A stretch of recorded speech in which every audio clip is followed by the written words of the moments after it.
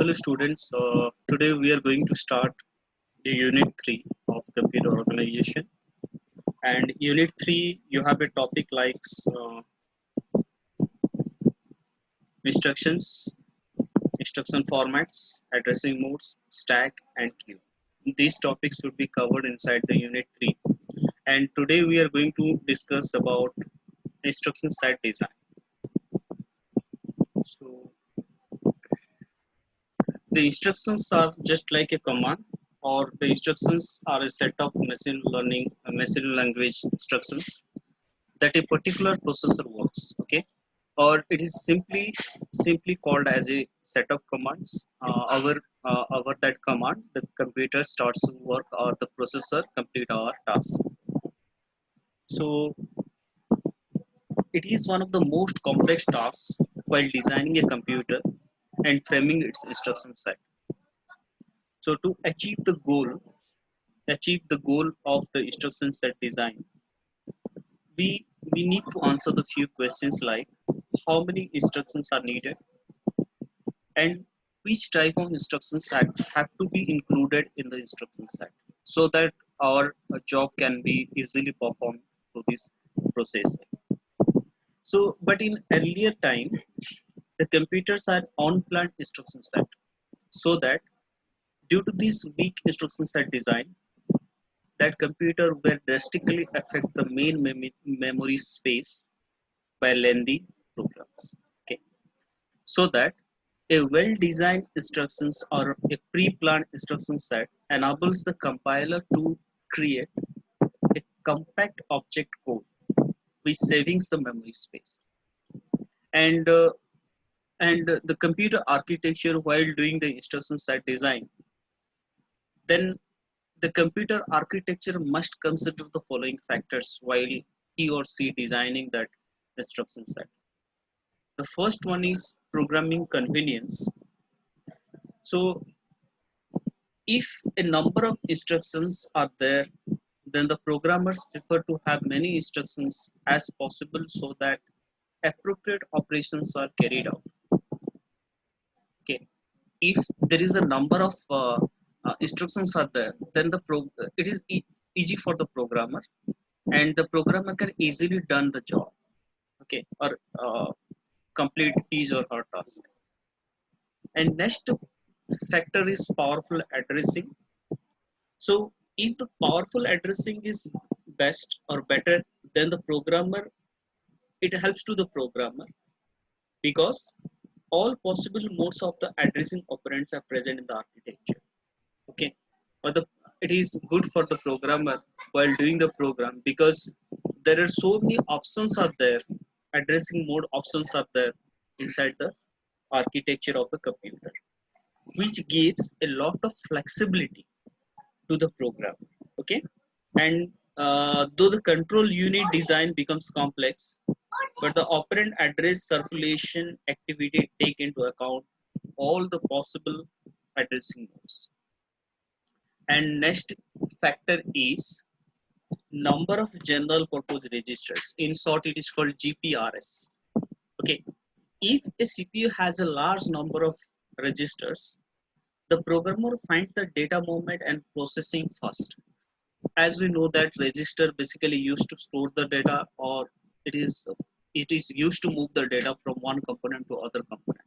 Okay, if a CPU has a lot of registers, or the number of registers are there in CPU, then it is very uh, easy to do the data movement process or any processor activity faster. Okay, and there is another factor that is called target market segment factors. Basically, these factors is related to the marketing of of this product, because this application area basically focus for the computer requires certain special operations for efficient data processing. Okay, for example, a scientific computer should have floating point arithmetics, without which the precision would be heavily degraded, whereas a business computer must support decimal arithmetics, or an entertainment computer must support multimedia operations. That means while designing that instructions, the computer architects must think about the use of the computer, okay, whether it is going to use in scientific purpose, or it is going to use in business analysis, or it is going to use for any multimedia applications. So according to that, the computer architecture must follow or must use the instructions, okay. Apart from that, there is one most important factor is system performance, okay.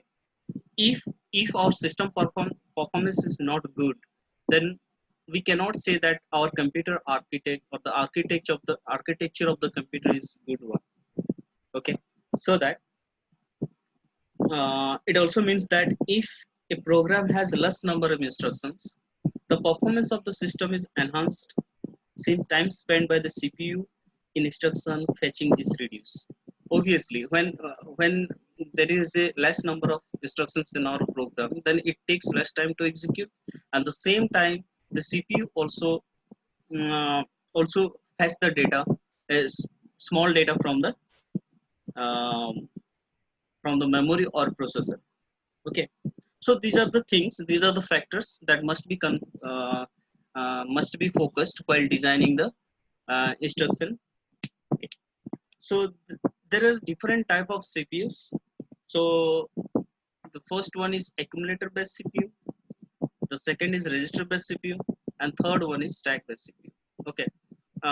In the next topic, we'll discuss in detail about this accumulator CPU, how the accumulator CPU is working, or what is the meaning of accumulator CPU. The similar way, we'll discuss about the register based CPU and what is the advantage or disadvantage of this type of CPUs. Okay, so instructions can be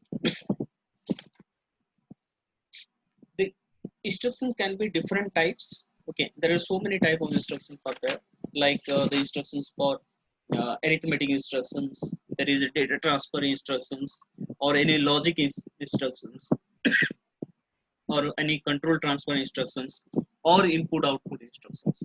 And all instructions are, the working of all instructions are different with each other. For example, say the arithmetic instructions and logical instructions.